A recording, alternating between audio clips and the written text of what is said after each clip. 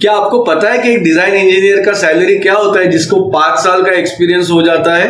आज मैं आपको बताने वाला हूं ऐसे सीक्रेट 10 फॉर्मूला कि जिससे आप टॉप की सैलरी हासिल कर सकते हैं बड़ी कंपनी में काम करके। तो मेरे साथ जुड़िए, ज्वाइन कीजिए इस फ्री लाइव वेबिनार में। दोस्तों, मैं एक प्रोफेशनल प्रैक्टिशनर हूं in the CAD design industry and I will share with you मेरा एक्सपीरियंस मैं शेयर करूंगा कि कैसे आप सक्सेसफुल एक्सपर्ट डिजाइन इंजीनियर बन सकते हैं। जो वेबिनार है वो पूरी तरह से फोकस है कि कैसे आप ज्यादा से ज्यादा पैसा कमा सकते हैं आपके जीवन में by doing the job in the field of design. मैं 𝒂𝒃 I am also the founder of freshers engineering community और मेरा मकसद ही है कि कैसे हमारी फ्रेशर्स इंजीनियरिंग कम्युनिटी ज्यादा से ज्यादा पैसा कमा सके by working in the field of design. तो दोस्तों ज्वाइन कीजिए मुझे।